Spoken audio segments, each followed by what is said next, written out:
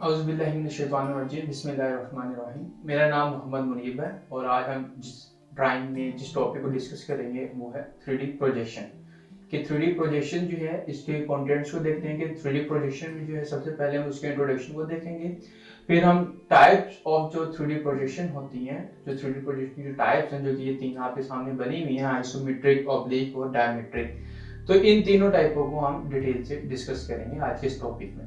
ठीक है, तो चलिए सबसे पहले हम स्टार्ट करते हैं। हम बात करते हैं सबसे पहले तारुफ की 3D प्रोजेक्शन की। सबसे पहले तो हम 3D की बात करते हैं कि 3D क्या चीज होती है। जब भी आप ड्राइंग में कोई ऑब्जेक्ट देखते हैं तो वो या तो आपको 2D में नजर आते हैं या आपको 3D में नजर आते हैं। 2D से मुराद ये होता है कि वो आपकी 2 डायमेंशन ऑब्जेक्ट होती है या 2 डायमेंशन आपकी ड्राइंग होती है, और 3D से मुराद ये होता है कि आपको उसमें 3 डायमेंशन देखने को मिलती हैं, जिसको हम 3D बोलते हैं। ठीक है, 3 डायमेंशन ड्राइंग को हम बोलते हैं उसको 3D। तो अगर मैं एक बात करूं, जैसे कि हम यहाँ पर एक रफ सी ले लेते हैं। अगर मैं बात करूं, मेरे पास एक रेक्टेंगल है। इस रेक्टेंगल में आपको ये 2D में है फिलहाल। ठीक है, इसमें आपको एक तो इसकी लेंथ मिल रही है यहाँ से यहाँ तक, ठीक है, और एक आप इसकी हाइट बात कर लें, ये हाइट मिल रही है, या आप विड्थ कह लें, ये आपको मिल रही है। लेट्स से ये हम कह लेते हैं जी ये हमारे पास 9 mm है और इसको हम कह लेते हैं ये हमारे पास 15 mm है। तो ये आपके पास 2 डायमेंशनल ऑब्जेक्ट है, ये 2 डायमेंशनल ड्राइंग आप इसको बोलेंगे। अब इसी को अगर हम 3D में ड्रा करें तो हम बात करेंगे 3D में कैसे होती है। तो 3D में अगर हम इसको ड्रा करें तो यहाँ पर आप इसको देखें,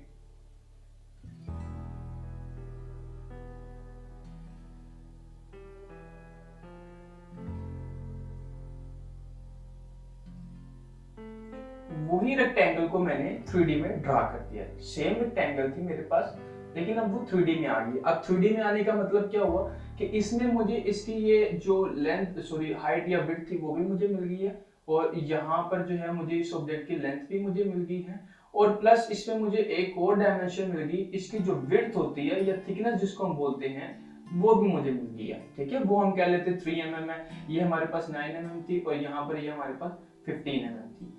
तो 3 डायमेंशन जो ऑब्जेक्ट होते हैं उसमें हमें उसके तीनों डायमेंशन मिल जाती हैं, जबकि 2 डायमेंशनल 2D जिसको हम बोलते हैं उसमें हमें उसकी सिर्फ 2 ही डायमेंशन देखने को मिलती हैं। तो ये हम बात कर रहे हैं अपने 3D प्रोजेक्शन में। 2D को हमने देखा 2D क्या होती है, और फिर हमने 3D को देखा कि 3D बेसिकली क्या होती है।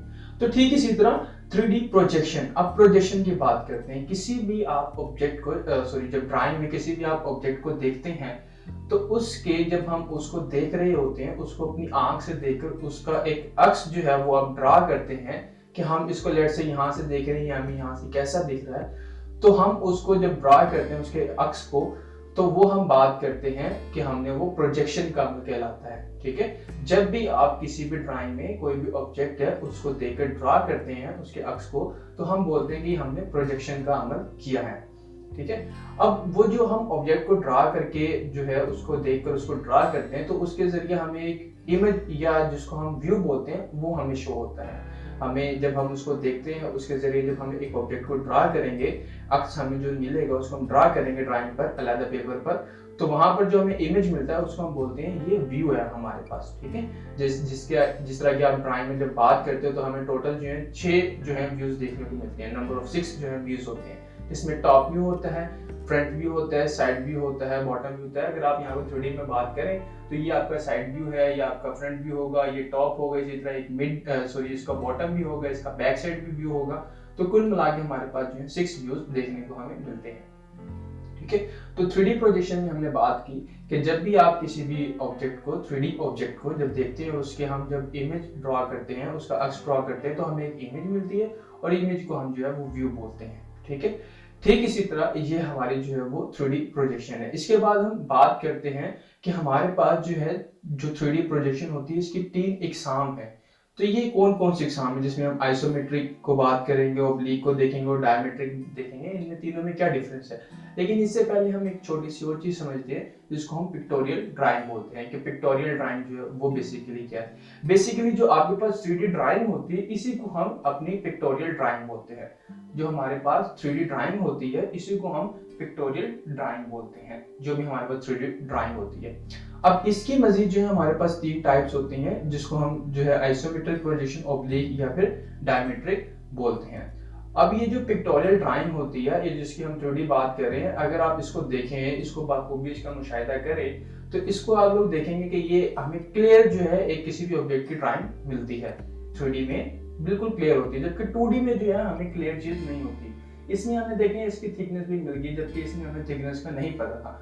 उसकी थिकनेस को मैंने शो करवाने के लिए उसका अलग से मैंने एक व्यू ड्रा करना, तो उसमें बतानी थी इसकी कितनी थिकनेस आ रही है, ये कितनी थिकनेस है इसकी।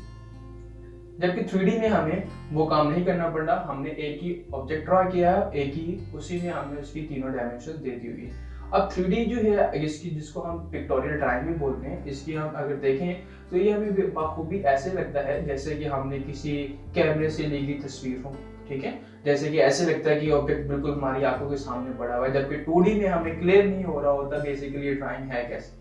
तो 3D जो है वो डिटेल के साथ हमें ड्राइंग देखने को मिलती है, जिसको हम पिक्टोरियल ड्राइंग भी बोलते हैं। और पिक्टोरियल ड्राइंग या 3D जो है उसकी हमने बात की है कि इसकी जो है बेसिकली पिक्टोरियल ड्राइंग के 3 इकसाम होती हैं, जो आइसोमेट्रिक है, ऑब्लिक है और डायमेट्रिक प्रोजेक्शन है, ये तीनों है। तो आइसोमेट्रिक, ऑब्लिक और डायमेट्रिक, अब ये 3D में जब हम ड्रा करते हैं तो हम इन तीनों मेथड्स में से किसी एक को चूज करते हैं कि हम इस ड्राइंग को जब ड्रा करेंगे तो हम आया कि उसको आइसोमेट्रिक में करेंगे, हम उसको ऑब्लिक में करेंगे, या हम उसको डायमेट्रिक में ड्रा करेंगे। अब इन तीनों में कोई ज्यादा डिफरेंस तो नहीं है, सिंपल है। अगर हम बात करें इनकी, यहाँ पर देखें तो ये हमारे पास एक, इसमें चीज को समझे, एक रेफरेंस लाइन होती है, ठीक है, जिस रेफरेंस लाइन से हमारे पास ये ड्रा होनी शुरू होती है। यहाँ पर भी देखिए हमारे पास एक रेफरेंस लाइन है, यहाँ पर भी हमारे पास एक रेफरेंस लाइन है, ठीक है, जिस पर ये एंगल पे लाइन जा रही है। यहाँ पर भी है हमारे पास एक रेफरेंस लाइन जिसके एंगल से लाइन जा रही है, और यहाँ पर भी हमारे पास एक रेफरेंस लाइन है।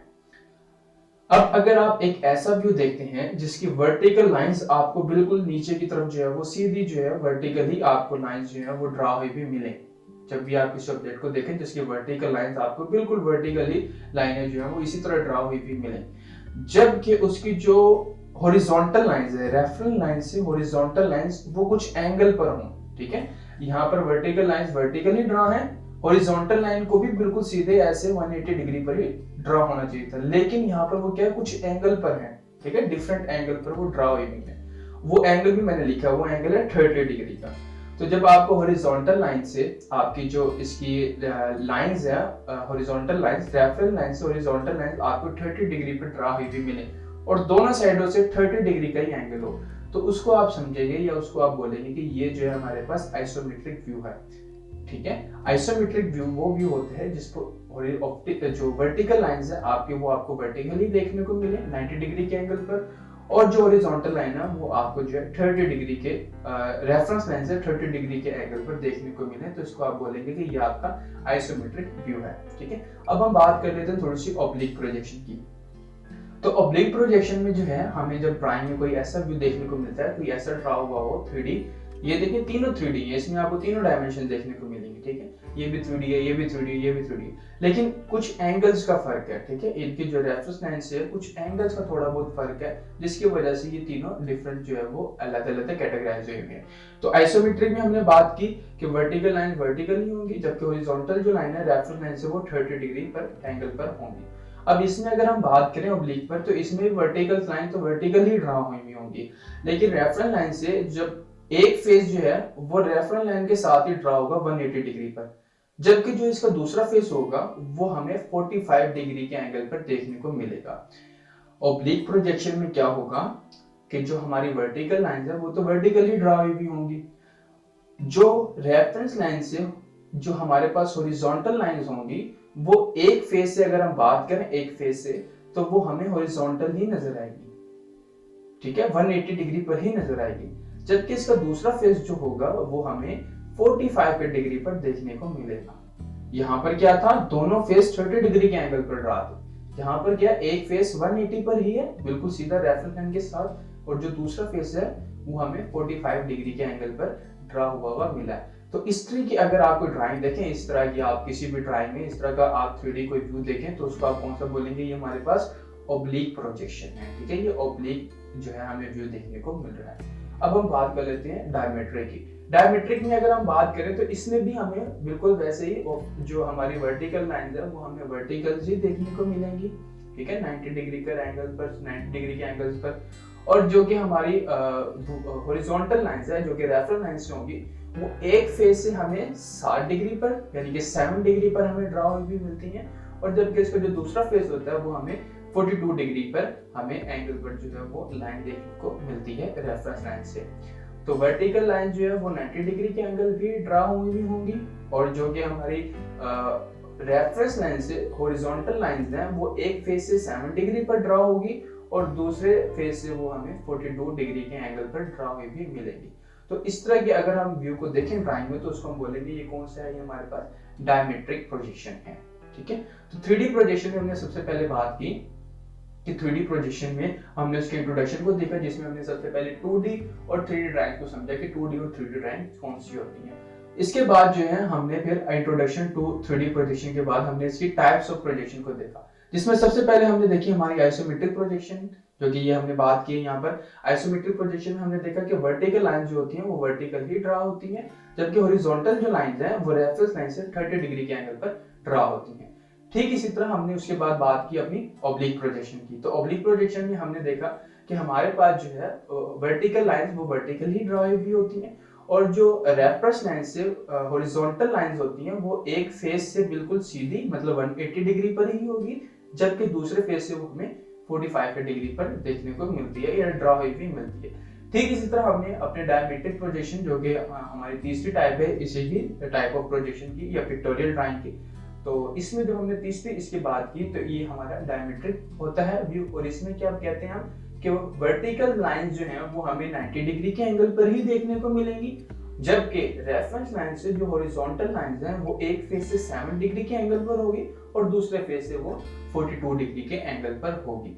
तो ये था हमारा अपने इंजीनियरिंग ड्राइंग में जो है हमारा 3D प्रोजेक्शन का टॉपिक, जिसको आज हमने डिस्कस किया है। उम्मीद करता हूँ कि आप सबको ये अच्छे से समझ आया होगा। अपना बहुत सारा ख्याल रखिएगा। अल्लाह हाफिज।